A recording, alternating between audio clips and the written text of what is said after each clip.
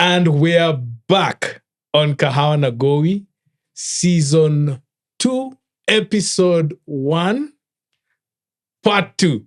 I had this conversation with our guests in Part 1, the first episode of this season, and there was so much to cover, and I had to come back. I had to come back with this guy and say, no, we're not going to go other. This guest we have is Mumo Mwinde.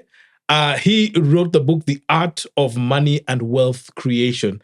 And my brother, it's important that we talk about money. Yes. And just to get this back, and just the feedback we're getting from our audience is we want to continue talking about money. And you started something. Yes. We've been using your life story and your origins to inform the audience. And again, if you had just tuned in or have just come across Kahawa Nagowi, we are a podcast where you have a conversation about anything with your pastor that you would not have with your pastor. I don't know if that's what I'm trying to get here. Conversation with the pastor that you will not have with your pastor. And so today, we're just continuing this conversation about money. And my brother, your story just gives me hope about making or creating wealth in the current situations that we face, not just in Kenya, yes, but in the context here in Africa. Just before we recap, just explain to me your background. You teach economics. Your background of why is wealth concentrated in just a few people? And actually, that's true. The data is quite shocking. Yeah. And it's both national data and the global data. Yeah. Because, like, for example, if you check, I think I meant reference to Kenyan data. Yeah. If you check the central bank data, yes, the one for recent data, bank account, yes, bank accounts, yes. So as at December 31st, yeah, out of the 97 million bank accounts in Kenya, yeah, only 1.14% had a bank balance of 500,000. Wow. The rest, yes. And this includes corporate accounts. There are corporate accounts, there are government accounts. So you remove the government and corporate accounts. Yes.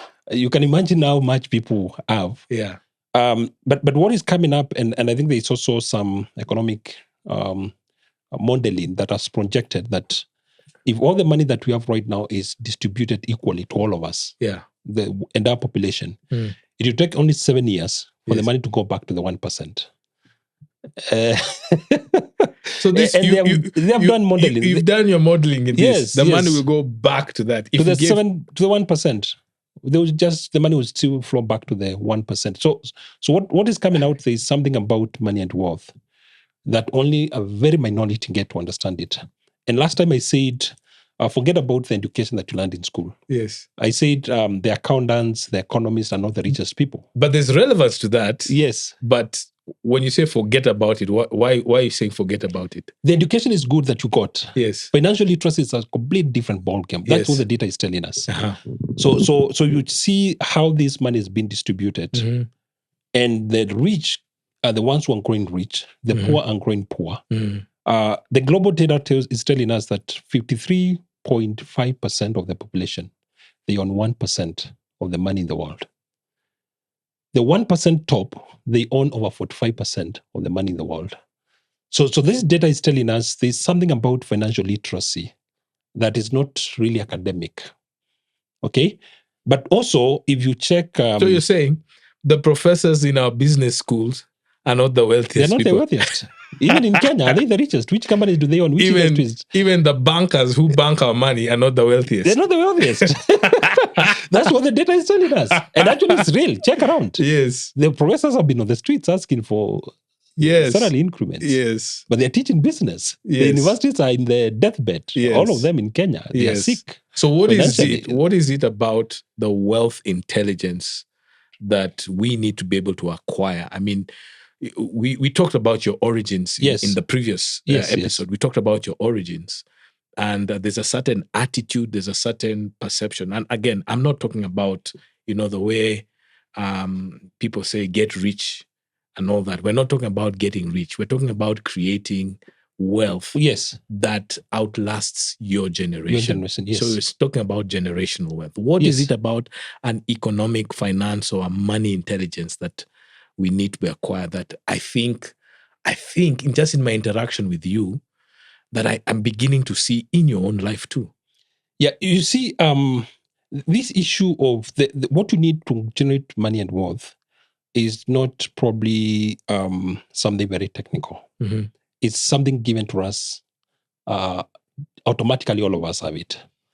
And that's what I'm saying. You see even some people never went to school, but they are some of the richest. Yeah. And I'll give you a very good example. If you check the owner of Apple, the former Steve Jobs. Yes.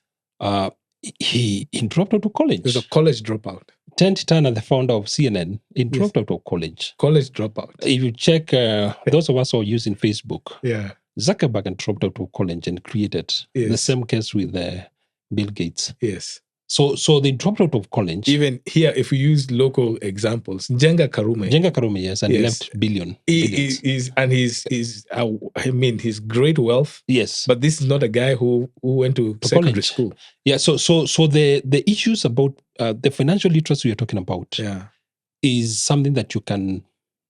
It's actually innate. It's within us, but you need to bring it out.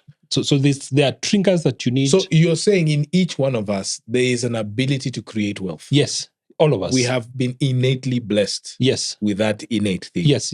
There's a way we need to be able to tap into it. Yes. Is that, or you need to connect to that it. Part of it. Yeah. And then bring it out. Yeah. And I said all of us have two brains. Yes. In the head, there are two brains. In the head, there are two brains. Yes. So we're talking metaphorically here. Yes. So you have the conscious mind is the one that now. No, this is not metaphorical. This is it's real. Physiologically, right? There's a conscious mind. Yes. So when you're listening to me, I'm speaking to your conscious mind. Yes. But there's a mind that even controls your system when you are asleep. Yes. There's a subconscious. Yes, the subconscious mind. Yes. And the subconscious mind is the biggest part of your mind. Yes. That one never sleeps. Yeah. So what you need to know is now to know how to message that subconscious mind. Because it's the one that controls your biological processes. Yes. It has capacity even to tap into my mind. Yeah. Psychology, they have told us there's a way you can connect with minds of other people, great people, using that subconscious intuition, mind. And things like that. Yes, and that subconscious mind does not distinguish between good and bad. It works on what you give it to, what you feed it. What you feed it. Yes. For example, when I'm speaking about now money consciousness, what do you do the last thing before you sleep? What do I do? Yes, the last thing before you sleep. Well, one of the last things I do. Can I give you my routine? Yes. So I will usually read something. Usually it's an idea or a thought. I'll read something. And when I'm in bed, the word is I'll pray. It'll be a prayer or a reflection about my day. Okay. And what I've thought. Yeah. Now, if you are looking for $1 million shillings, yes, before you sleep, the last thing as you shut your mind, just tell it, I'm looking for $1 million shillings. Bring it. That's it. Then sleep. Sleep like a child. Now you're giving it work. It doesn't sleep. As the conscious mind shuts. So the conscious mind, I'll go to sleep. It will shut. What you're telling me is I'll go to sleep. The conscious mind will shut. I'm saying I'm looking for $1 million shillings. Yes. And then the conscious mind will shut down. Then that message is the one now the subconscious mind picks. Yes. That's the last thing. Yeah. So now while you sleep, there could be opportunities far. People are discussing a contract, a project. Your subconscious mind is able to tap through that. Yeah. It looks like crazy, but it's real. Yeah. So you might see, and I think if you've read my story very well. Yeah. There are things that connected when I'm not in the scene. Yes. But they connect until they come and fit. So and it comes real. So that consciousness is very critical. So the consciousness of wealth creation needs to be activated. Yes.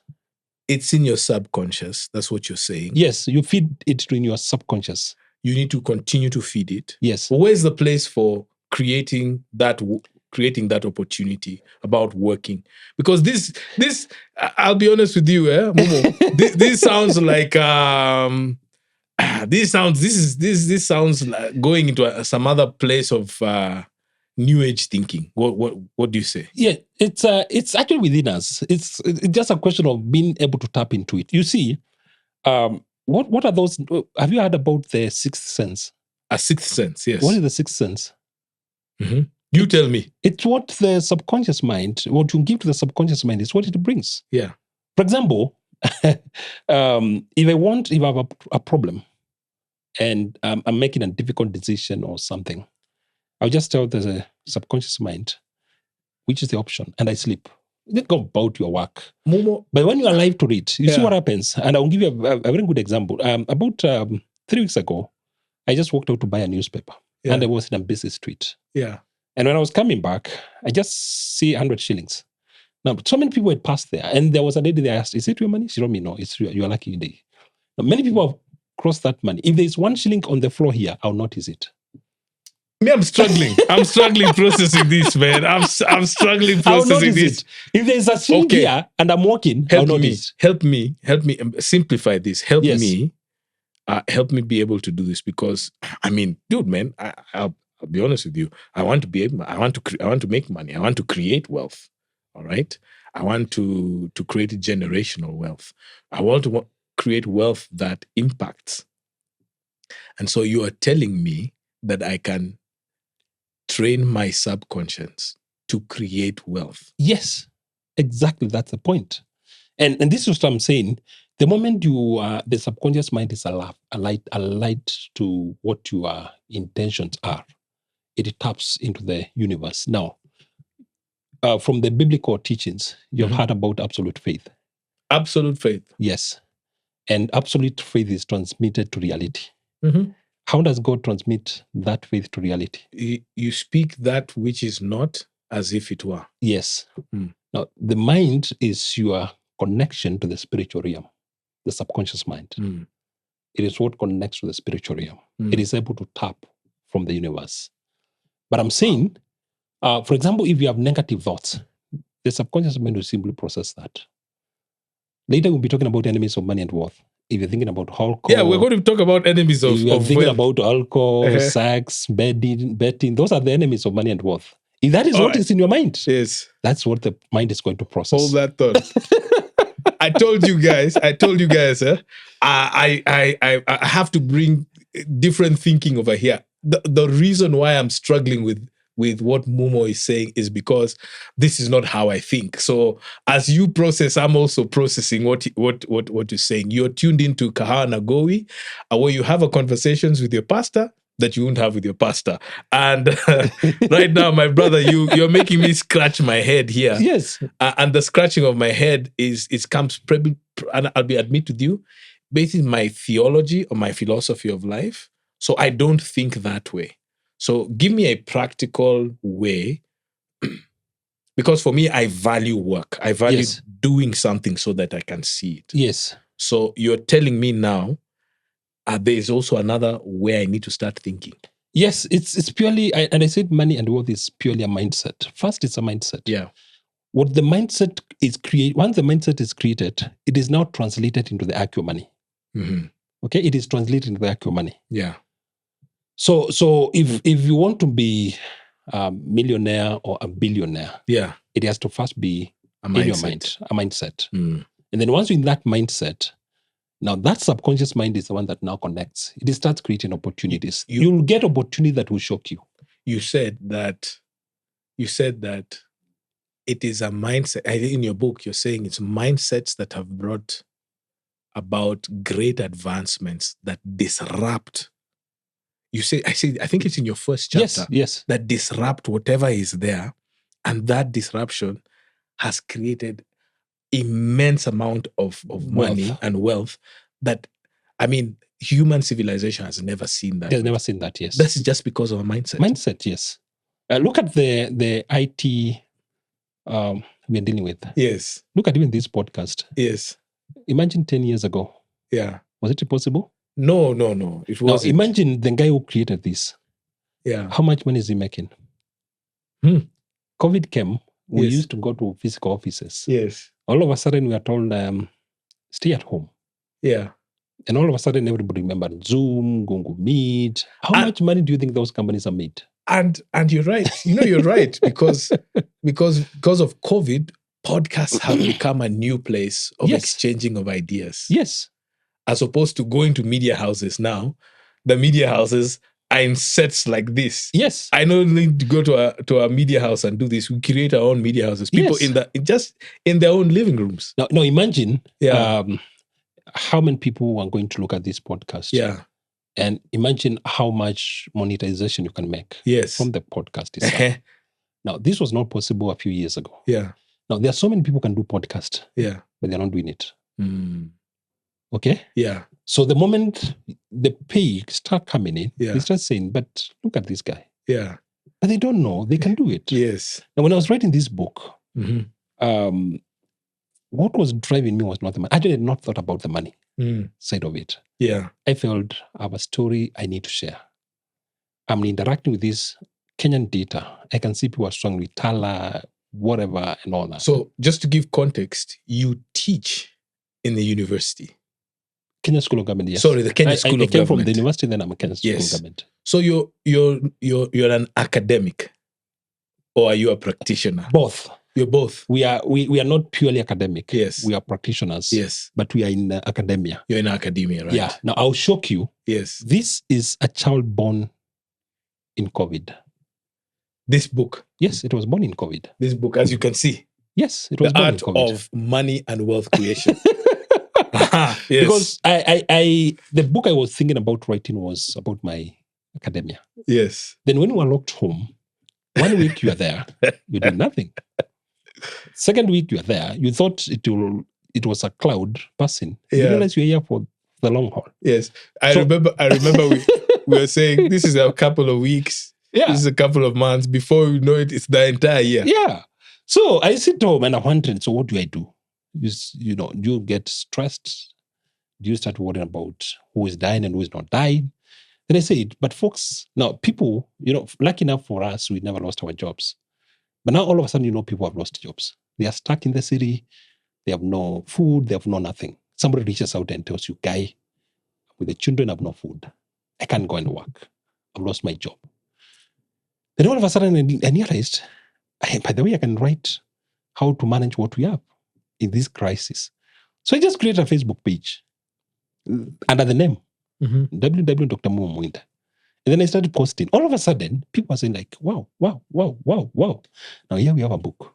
We have sold over 800 copies. In fact, it's a guy who asked me, which book are you reading these things from? I was just writing articles. And you are writing articles, but you are also consolidated this thing to now incorporate it in your life. Now, let's just go into the book. Yeah. When we were in part 1, we talked about the seven rules of wealth. Yes.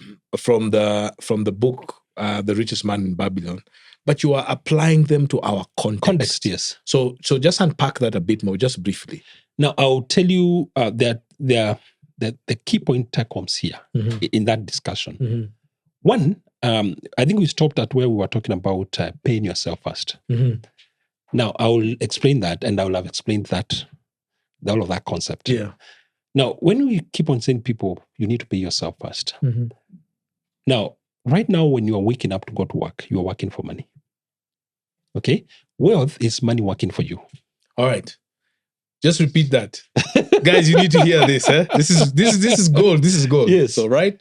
Pay yourself first. But now you need to understand that, just repeat that. Paying. When you wake up to go and work. When you wake up to go to work. Regardless of what work you're doing. Yes. Whether you are a teacher like me. Yes. Whether you are accountant. Yes. Whether you are a finance person. Yes. Whether you are a farmer. Yeah. When you wake up to whether go. it's a content creator like me. Yes. When you get that and you get paid. Yeah. You are working for money. Working for money. Yes.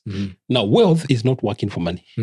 Wealth is money working for you. So that's the difference between being rich and being wealthy. It's a paradigm shift. It's a complete paradigm shift. The difference between rich and being wealthy is that you don't need to work anymore. Yes. So it's not that you don't need to work anymore. That you need money working for you. Market is now working for you. So now you start, and that's why I said the concept of wealth is, that's why it's in very few people. You can be paid even 3 million Yes. a month. Yeah. There are actually people are earning that kind of money, Yes. but they're broke. But they're broke. They're broke. Month to month, they're broke. Wow. So you're trying to tell me let me unpack this about wealth. So what you're telling me, what I'm learning, what you're trying to distill what the richest man in Babylon book is, in our context, is if I stopped working today, Yes. if I stopped leaving the house to go and work, Yes. or to find money, just stopped, the ability to maintain my own standard of living, Yes. not changing a thing, Yes. will show how wealthy I am. Yes. That's and what you're saying. that's the basic way of measuring your wealth. Wow. So for example, how long can I sustain that? Yes. And what is coming in? Yeah. You see what I'm saying? When we say now pay yourself first, Yeah. It is documented from that's many years ago. The richest man in Babylon. That's when Babylonian kingdom was so rich. Yes. They were setting 10% of gold. That's the money. Yeah. You save and you invest. Now you start converting that money to work for you. Okay? So what you're working for, it's okay to work. And that's why I'm even don't agree with the pure concept that working cannot create wealth. That's not true. Work can't create wealth. Can create wealth, yes. But once you're paid for working, you pay yourself. You pay yourself first. Yeah. Okay? And then even the scripture tells us tithing and all those things. As you do your tithing and that 10%, you also do your 10%. Yes. So you also take your pay yourself. And what you need to remember here is that it's not the amount of money. It's not the value. Yeah. Me, I don't care whether it's 100 shillings, whether it's 1,000, whether it's 10,000. What I need is the habit first. And the habit, because now when you're talking about money and wealth, wealth is created through habits. The habits that you build for yourself. So when you start paying yourself 10% of whatever you get, you save and you invest. So today you find, if for example, I had set aside 1,000 shillings this month and I put it in a savings account. Next month, I don't have 1,000 shillings working for me. That 1,000 shillings has earned 10 shillings. So it's 1,000. It's 1,010. Yes. So by the time I'm done with the year, the money that is working for me is much more. And this concept, I normally say, now this is what happens now. Now there are two mysteries there that now I'll unpack and we'll be done about this. Number one, I told you, and in that richest man in Babylon, there's gold attracts gold. Gold attracts gold. Money attracts money. Money attracts money. Yes. So the moment you start setting aside this money, it starts somehow calling more money. So when you say that it attracts money in the sense that it's not like you're going to see this 1,000 shilling growing. No, attract. So it attracts opportunities. It attracts thinking. Thinking, yes. Okay. And then you start connecting to money. Yeah. You start connecting to money. Yeah. So this is a mystery nobody understands, but it's absolutely true. Now, the last time so you're saying investments is a factor of saving. Yes. Don't just save for the sake of it. Yes. Save and move it to where it's earning. Okay. We'll unpack that investment thing. Yes. Okay. I short-circuited your thinking. Yes. Let me continue. You were saying yes. Yes. Two principles. So one, once you start saving, yes, it now puts you to that mystery. Yeah. It's a mystery nobody understands, but it's a mystery that is true. So that's number one. Money attracts money. Money attracts the second. The second mystery is now the compounding factor. Compounding factor. Yes. Now wealth is a factor of compounding. Yes. Now the moment you have the 1,000 shillings, yes, they earn 100. Yes. You return it back. Yes. You return it back. Yeah. You return it back. Yeah. Last time I used, and in my book I've used the analogy of children. Yes.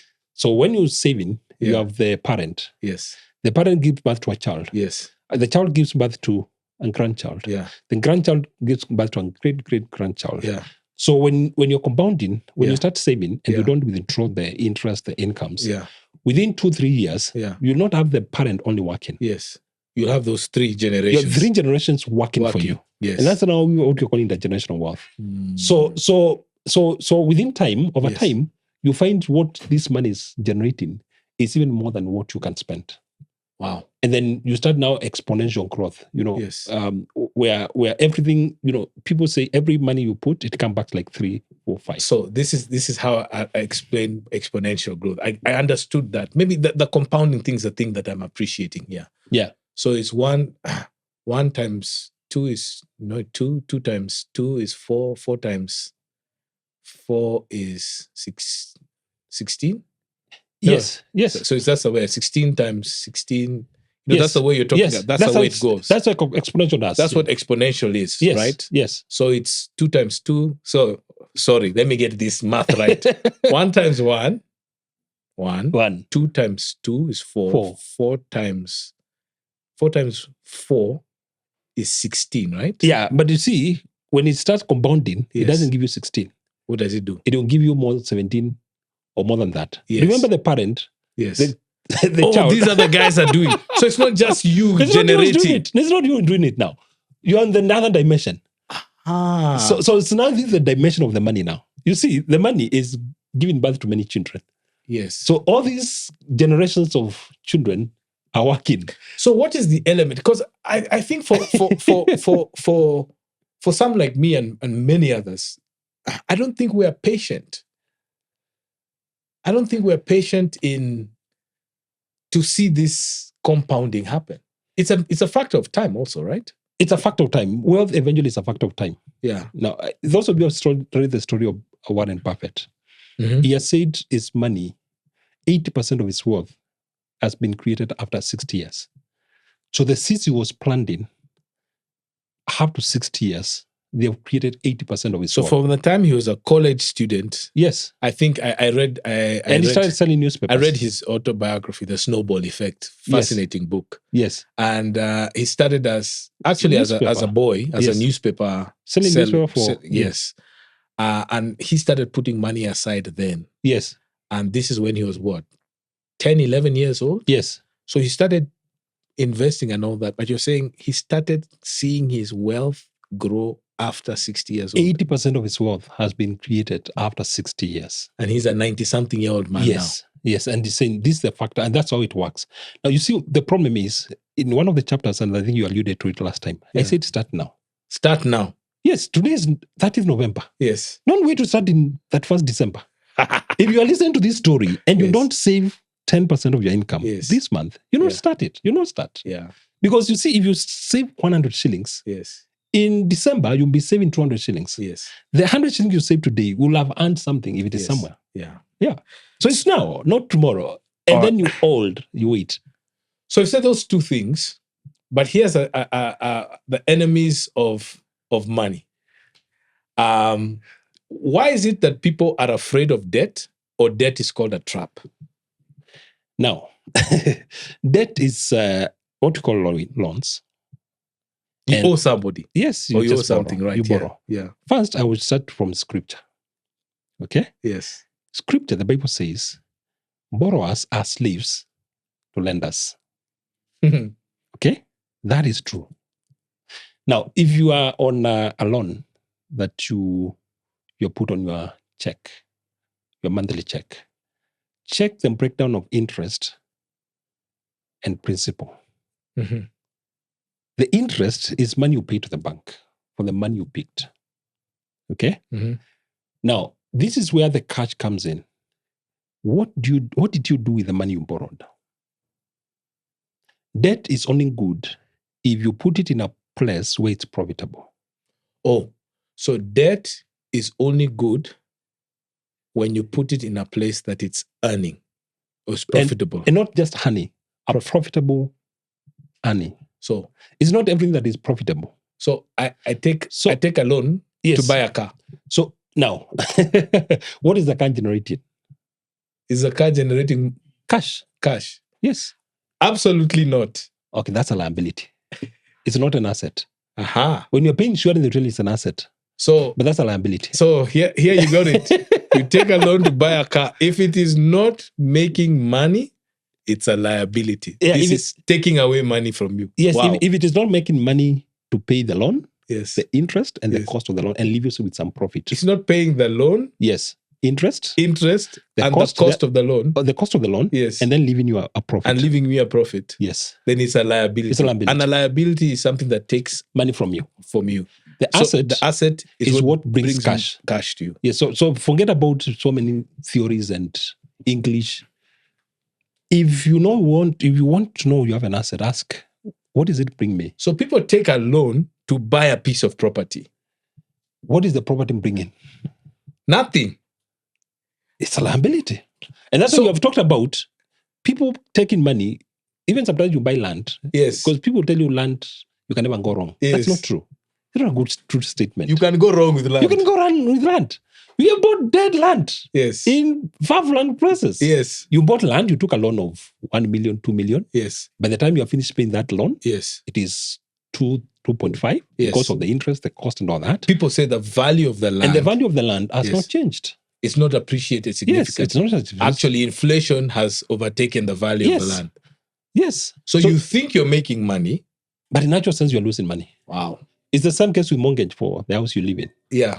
Don't call that an asset. Your house you live in is not an asset. The house I live in is not an asset. It's not an asset. It doesn't matter where it is. As long as you're living there, Yes. it's not an asset. So I need to make my house give me money. And bring more money than what you're paying in mortgage.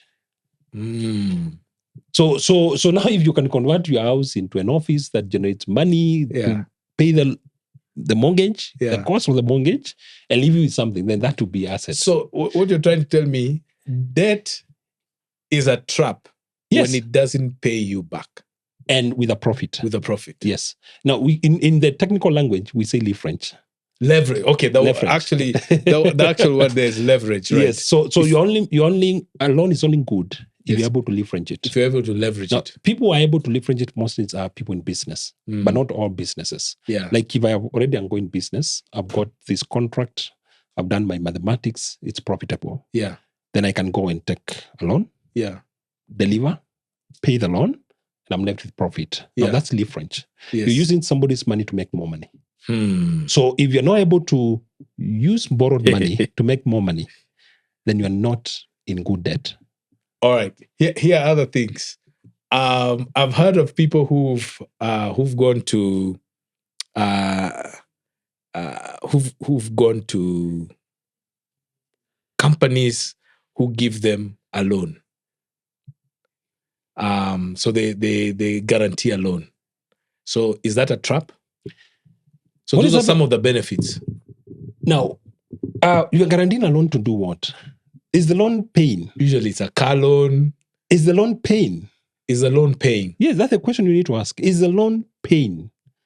Is it making more than what I'm borrowed? You're given a mortgage. Let's be practical here. Look at Kenya. How many people have lost their cars because they went to either these mobile apps or these credit companies and they gave it out? How many people have lost their houses? Many. They used their house to give it as a condition. Yeah. But you gave your house on a wrong loan. Because a good loan is the one that is able to pay itself.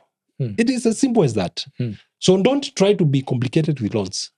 Simply ask yourself, is the loan able to pay? Is the asset, where I put the money, able to pay the loan, the interest, the cost, and leave me with that? Even, you see, like let's get people and getting loans to go to commercial houses. Sometimes you think it's an asset, but it's not always an asset. It's not automatic. So you need to ask yourself, I took this loan, I put these apartments, and I can see them. Actually, they are here. And they are tenants. Is it a good loan? Not automatic. You need to ask yourself, how much am I paying for the loan? And is the rent I'm collecting here able to pay for the loan, pay for the cost or interest, pay for all the other costs, and leave me with a profit?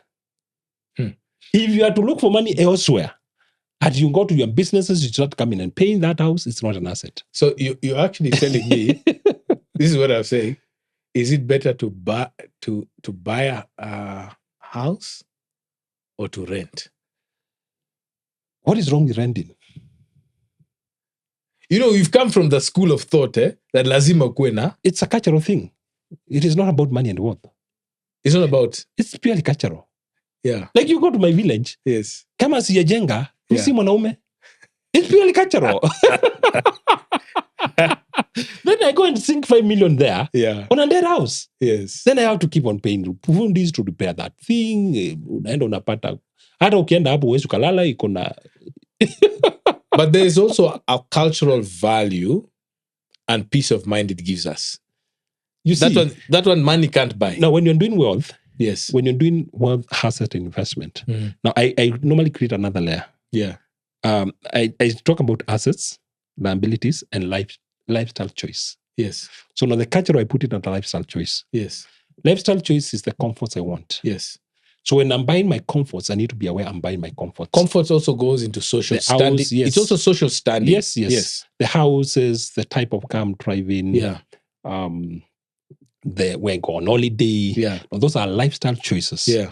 I need to be able to create these distinctions. So when I go on holiday, it doesn't mean I'm rich. It's a lifestyle expenditure.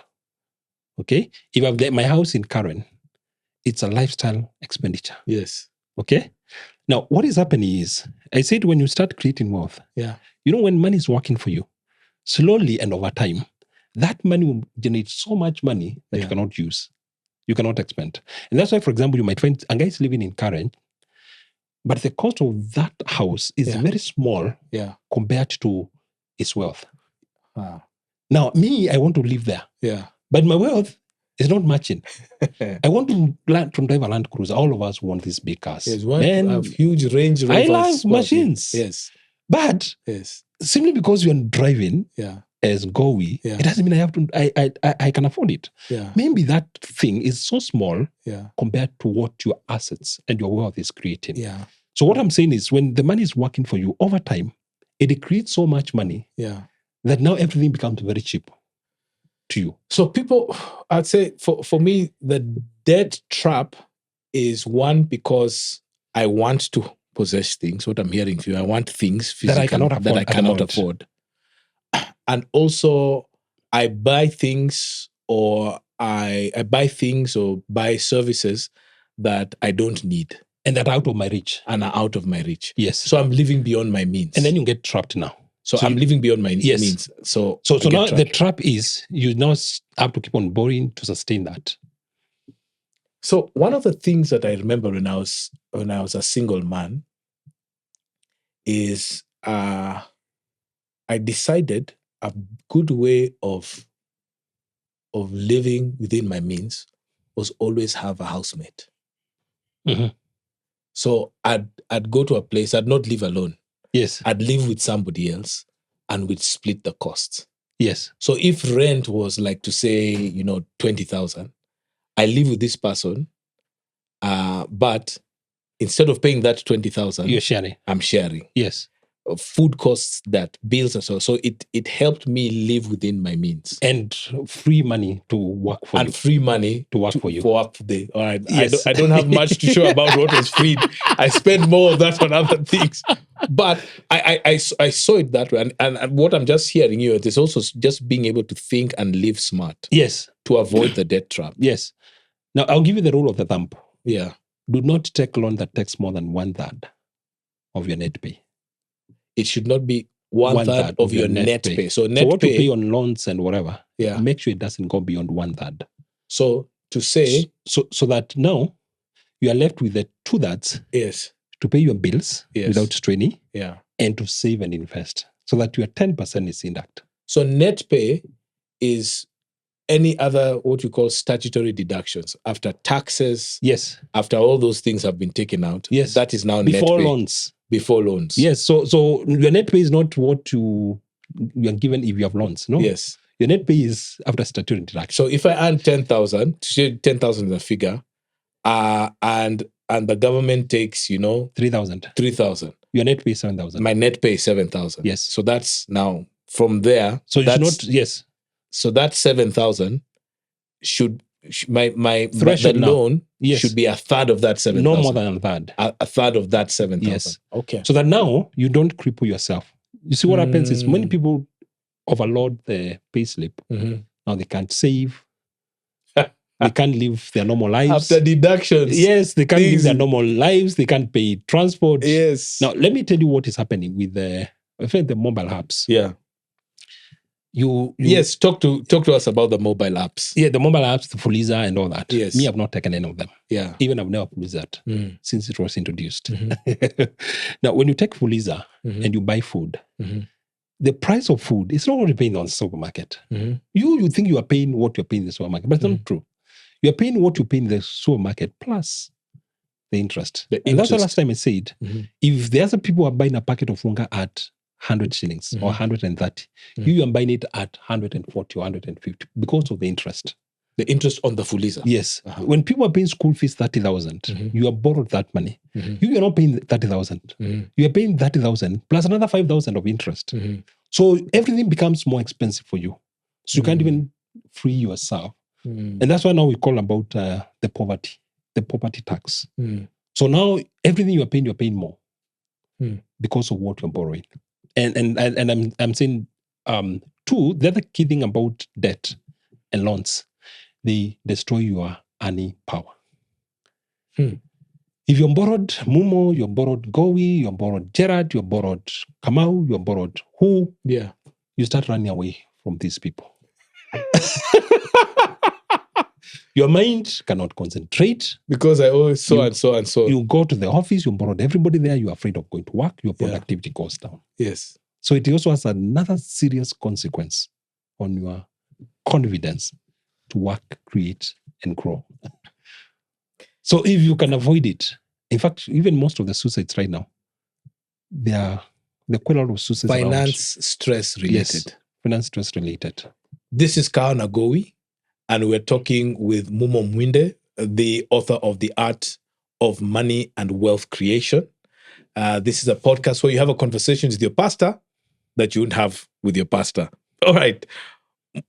Mumo, we've been talking about money and that, and let's try and bring this home. Yes. So you've given us principles and all those, but the struggle is real. The context where we are in, for we here on the African continent and specifically here in Kenya, money and wealth is not created in a vacuum. Yes. There are some what we call in Kiswahili you say kwa ground different. On the ground, yes, things are different. Things are very different. Yes. All right. Yes. So talk to us about those realities that challenge wealth creation in ours. Now there are very many things that that are around money and wealth. We ignore them. Mm-hmm. We underestimate them, but they're quite powerful. Mm-hmm. Now, if you are living in Kenya and this is where you work, this is where you live, even sometimes you might do away activities like those who can do online. Your money will still be made around Kenya. Yeah.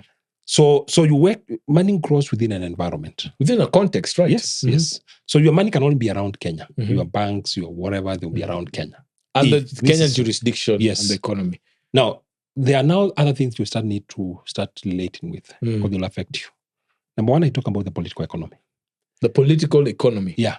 Now, let me put this because I normally does not connect with it right now. When we were voting in 2022, yes, there was a problem of cost of living. Yes. It was a major agenda. Yes. It was on the ballot. But we made a choice. Now, who in Kenya now does not connect voting and their money? Now go to your payslip. Yes. Now, the leaders This is how you are with your payslip. Why did we vote for these guys? Now, so many of us are so careless. Yes. That we don't care who we vote. Who we voted for. The guy we vote in control the economy where you make money. You can only make money in Kenya. Yes. So you vote these guys, they increase taxes. Yes. They are eating deep into your money and wealth directly. Yes. Look at housing levy. Yes. It has hit direct. Yes. SHA. The social health. Yes. In the October payslip. The social health insurance. Yes. Yes. Now I meet people wamembia, haki ya Mungu, hao jamaa wameenda na wameng'oa 8,800, 5,000, 2,000. They've taken away 8,000, 9,000, 2,000. And this is stuff that I had not planned for. And they are not accountable for it. And then there are also fiscal policies. Yes. They are starving money from circulation. Yes. There are fiscal policies that affect the availability of credit. Of credit and money. And circulation. So I can't even go and also access that money. Yes. Because it is financing. Yes. Government expenditure because of our policy that the government has made. Yes. You guy, man. So guys, when you go and vote next, be careful. Tell them there. Tell them when you're going to the ballot, think about the guy. So They control the economy where you make money. So political economy influences Your wealth. your own economy. Your own economy. The national GDP drives your personal GDP. So there's a direct correlation. Direct connection. Between my own money and how I vote. And what is happening in the economy. And how I vote. Yes. Now ask the guys in business. Yes. Look at the taxes. Look at the harassment. Yes. It's government policy. Yeah. So they are coming directly home. But when we go to vote, sometimes our minds... All right. Go to the second one. Okay. So there's wealth and education. Talk about wealth and education. Now, let me speak about wealth and education. Yes. Now, your money is dependent on the capacity of your mind. Your money is dependent on the capacity of your mind. 2, God and nature cannot give you what you can handle. Yeah. Okay? So if you are looking for $1 billion, yes, you must create the capacity to handle $1 billion. Yeah. And I'm deliberate when I'm talking about $1 billion. Yes. I'm not dreaming. So my brother and I, several years ago, said, if we had $1 billion, what would you do? Says, and at that time we were in our 20s. Yes. Yeah. I remember I was on holiday and he says, do you know if you spend, I was around 25. Yes. If you spend 10,000 every day, 10,000 every day. So you buy everything you have a house, you have a car, all that. Then you spend 10,000 every day. If I lived to 90 years old, I would not finish that 1 billion. You will not. Because right now you need to spend 100,000 today. Yes. For 27.5 years to finish $1 billion that is not earning anything. Yes. Assuming it's just...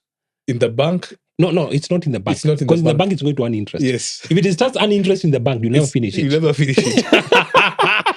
So you're saying my education, and education is not necessarily even formal education. Not formal education. There has to be an expansion of my mind. Your mind, your worldview. Yes. Your understanding of the world. My financial literacy. Yes. You see, one, I said, financial literacy is not what we study in school necessarily. Yeah.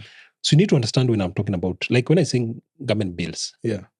You need to know that. You cannot be telling me you are looking for money. Yes. And you don't know what a government bill is, a government bond. You don't know what money market is. You do not know what a share is. Yes.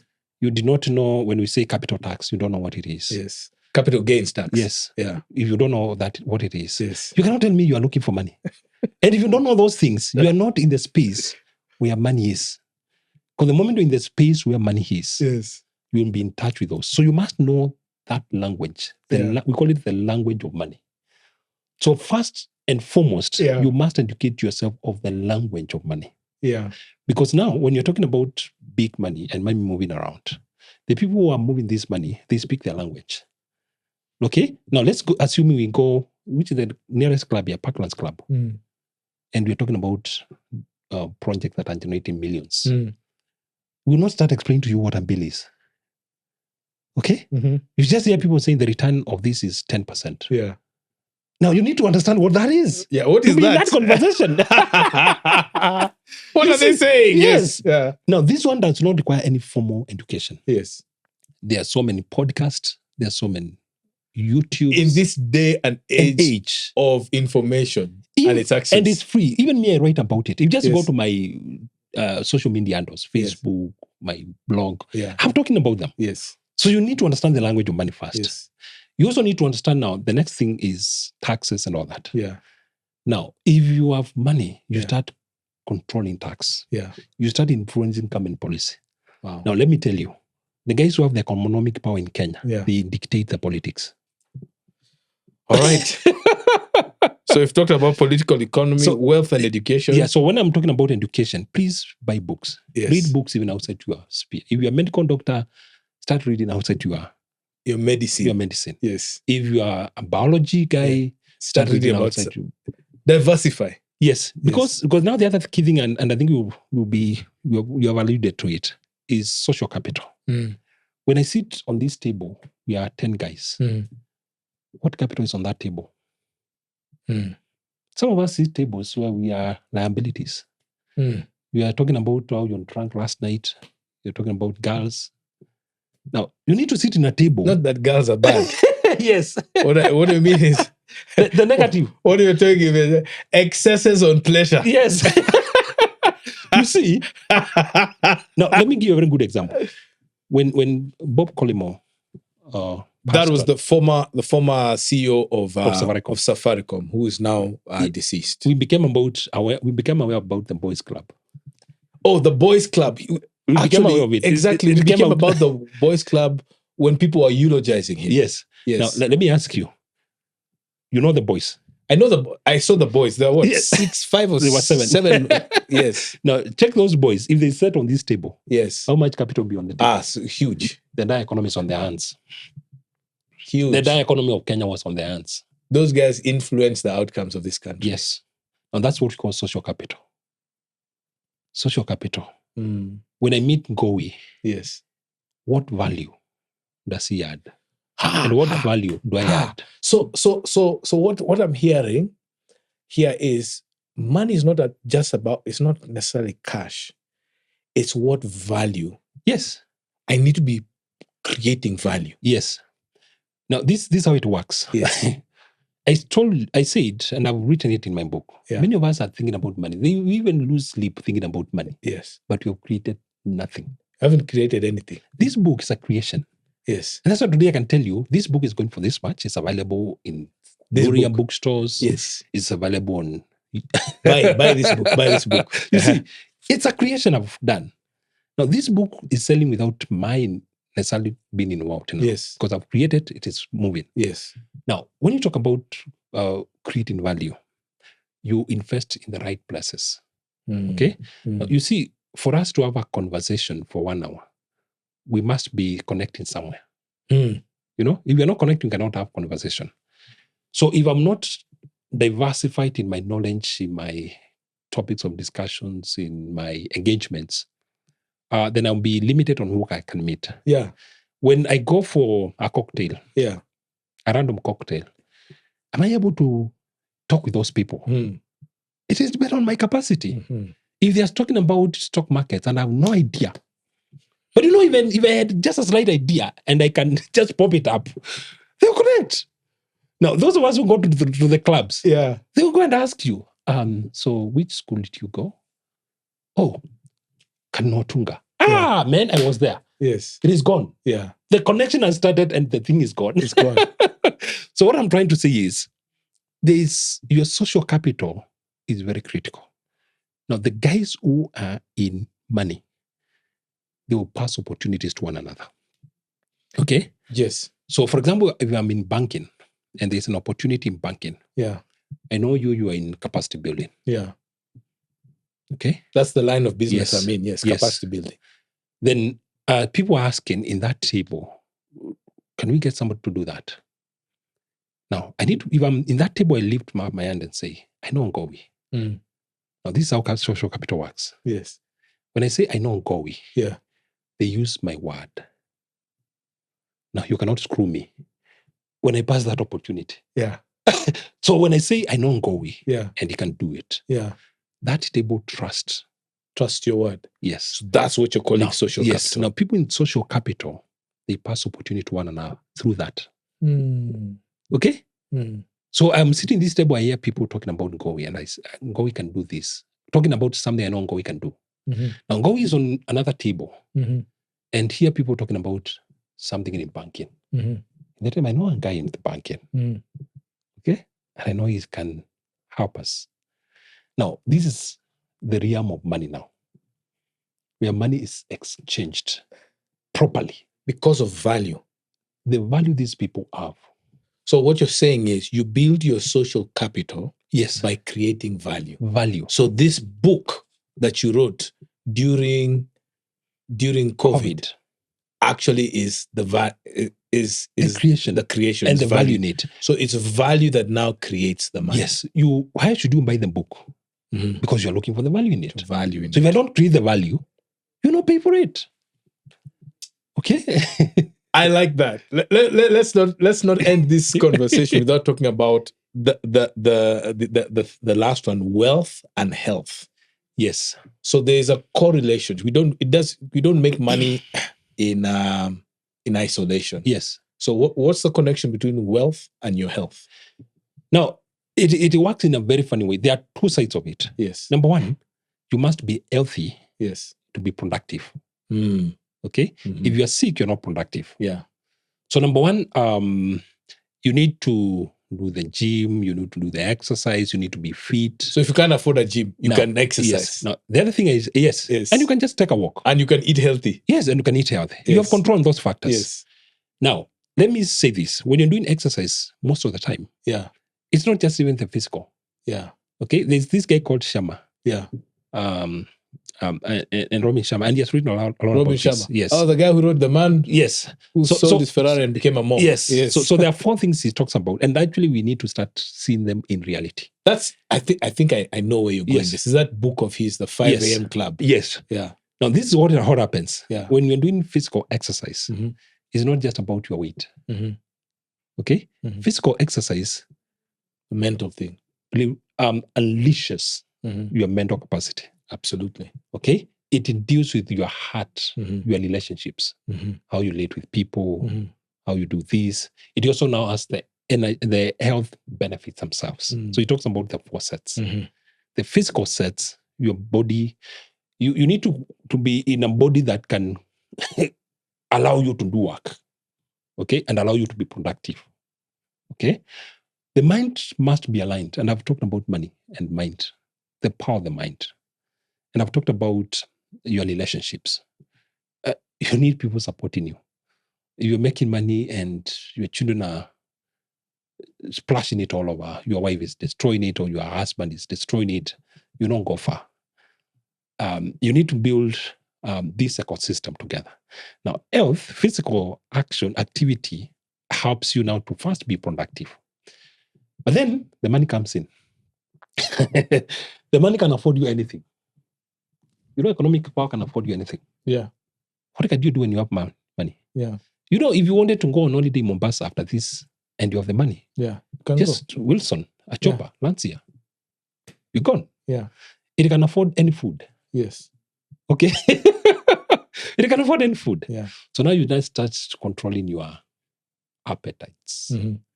Because the money can afford. Temper your appetite. Yes. Measure it. Yes. So now you need to be conscious that the money, you see, what you're working for the money, but the money also helps you access many other things that can be harmful.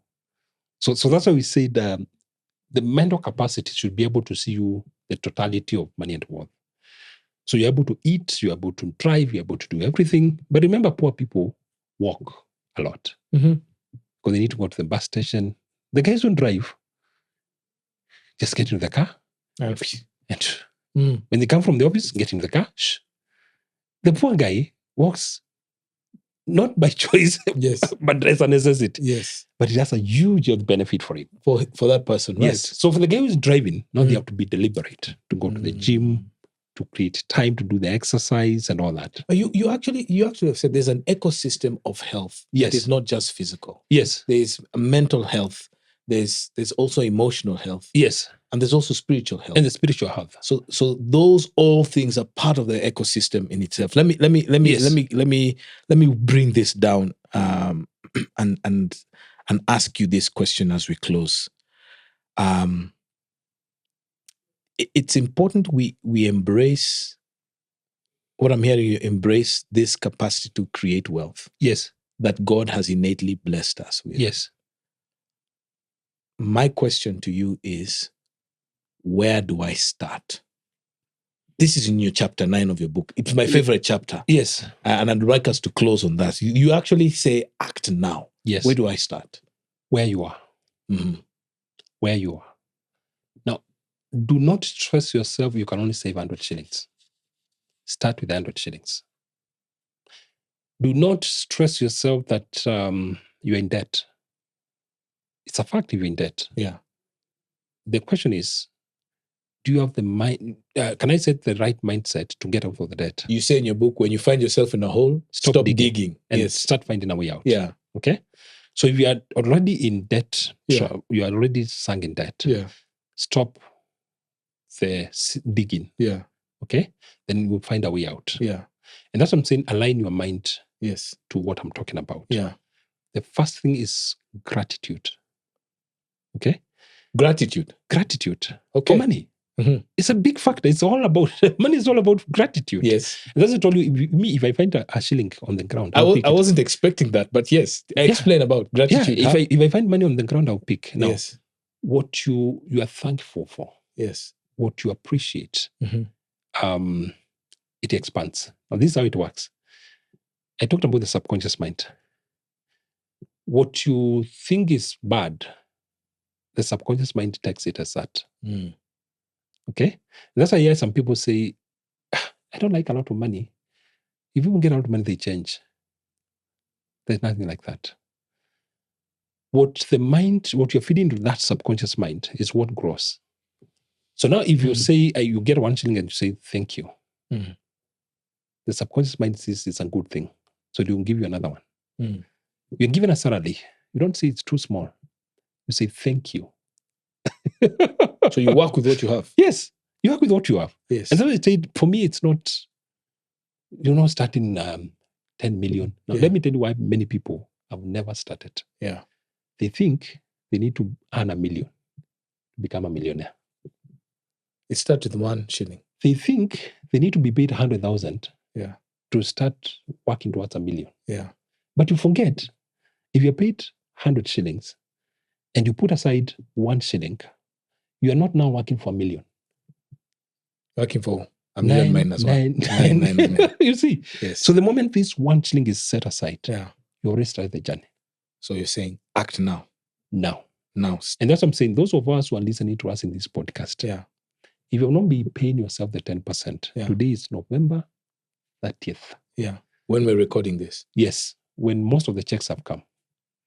Start with the check you have now. Now, I've challenged people this one when I've been speaking about it. Yeah. I've told people, just set aside your 10% and see whether you will not leave the month. And nobody has ever come back to me and told me, I set aside and I was not able to leave the month. It is your mindset. Be thankful for money. It will grow. The subconscious mind, the moment you appreciate that money, it will grow. And it will grow exponentially. You know why I like hanging out with you? It's because you're always challenging the way I'm thinking. And I have the advantage of having access to Mumo. But if you want access to him, here, get his book, The Art of Money and Wealth Creation. You've been listening to Mumo Mwinde and myself here on this podcast, Kahawa na Gowi. I'm going to encourage you to subscribe. Just click on the subscribe button. Tell a friend to tell a friend. If you want to find Mumo, you can find him on social media platforms. You say you are on Dr. Mumo Mwinde. Dr. Mumo Mwinde. On all social media. On TikTok. Yes, he's all over there. Yes. And if you want to, you can DM him and he can engage you. He's actually very engaging in conversations and all that. Please tell a friend to tell another friend. We've started a new series on money. Hopefully we'll have more people now digging in on the specifics of what Mumo has said on tangible things. Once again, thanks and keep watching Kahawa na Gowi. Peace. We're out. Thank you.